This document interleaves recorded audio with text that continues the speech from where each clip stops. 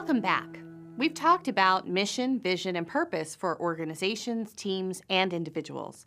So these are big, important concepts that help us as leaders clarify for our teams the purpose behind the work we do every day. Expectations, if you recall from the funnel that we looked at earlier, is the next level we need to cultivate as leaders. And so in this segment, I want to talk with you about why expectations are so important and really how to think about and design those expectations before we communicate them to our team members.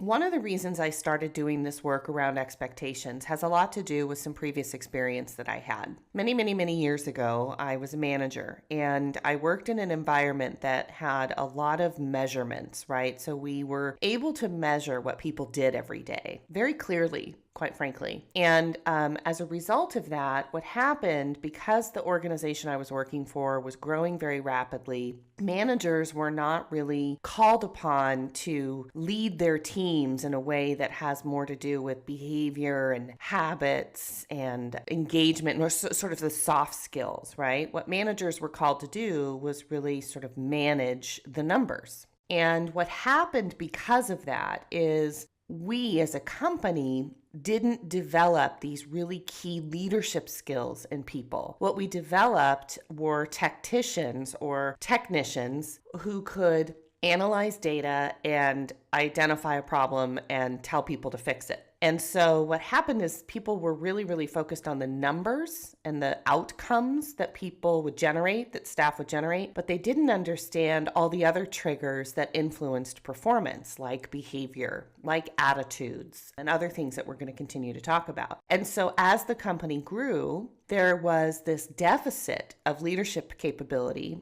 and a deficit of our ability to address those things, those behaviors that people demonstrated that really didn't have anything to do with numbers. In environments like that, if that's somewhere where you might work, what you might start to notice is that there can be people in an organization who are highly successful as it relates to those measured outputs. So we can think about sales, we can think about quantity of product, we can think about number of calls that people make or tickets that they fix or projects that they complete, whatever it is that we do, right, every day at work that can be measured. So we can have people who are very successful at hitting those metrics, and yet they are not great employees. They could be rude. They can be dismissive of other departments. They can be difficult to work with.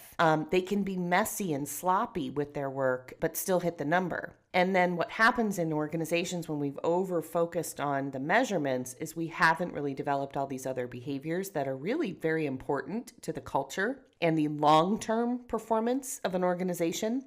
And so when we haven't developed our ability as managers to really manage and coach those things, we come up short. And so that's sort of the background for this expectations work, because as a manager, as somebody who manages people, you have this responsibility, right, to really make sure that performance metrics are hit. Those are very important. But the same thing is true for those behaviors that we expect of people. It's not just the output. It's how are people showing up every day, and are they really contributing to an organizational culture that we want? Right? So that's what expectations are about. Expectations are those high-level, value-based, behavior-based characteristics that we look for in people that work for us. Expectations are things that oftentimes don't change. They are sort of rules of engagement that you probably have regardless of where you work and regardless of who you're managing. Right? And I'll throw a few out just to kind of get you thinking about expectations. Be honest. Focus on solutions. Accept accountability for your work.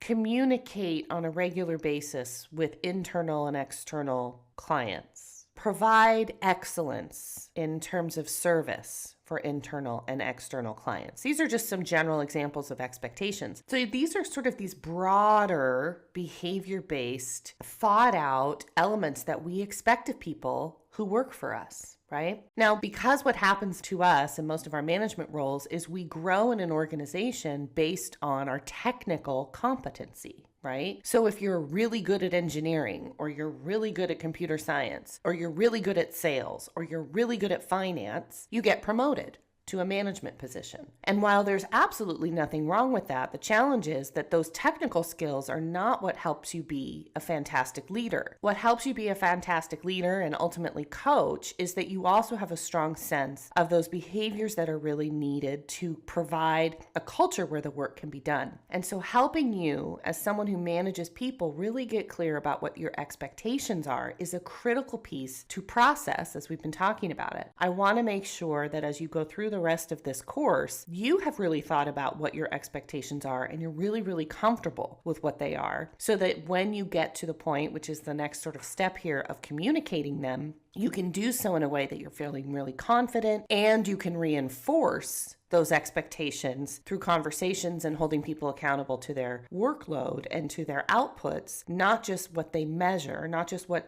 the work is that they produce, but also how they produce it, how they engage with others, how they engage with customers, how they communicate. These are the other things that are also so essential as we're looking at developing people and sustaining performance for our organization. So in our next segment, we're going to talk about what expectations look like, and we're also going to contrast those to something that I call the manual. And these are a little bit different. These are sort of rules we have for people, but oftentimes are uncommunicated. So that's what we're going to talk about in our next segment. So in summary, too much focus on the metrics that we use to govern the performance of our organization can lead to actually not managing overall performance if we haven't set clear expectations. We can have a lot of people who hit metrics, who hit the actual numbers, but they aren't meeting those values, those behaviors, those performance expectations that are maybe softer, but also really, really drive the ultimate performance of the organization. Managers who have really good technical skills may not actually be effective leaders. So we have to help them understand that, first of all, managing people is a whole new skill set, which is why you're taking this course, right? Managing and coaching. Your technical expertise is valuable, but it isn't necessarily what helps drive the performance of the team. And really being able to step up into a role as a manager and leader and create a culture where people can get their work done really is anchored in this ability for us to understand expectations. And we as managers and as leaders have to understand what our expectations are and hold people accountable to those behaviors and those values and how they work and how they work together to help us all produce the results that we're looking for.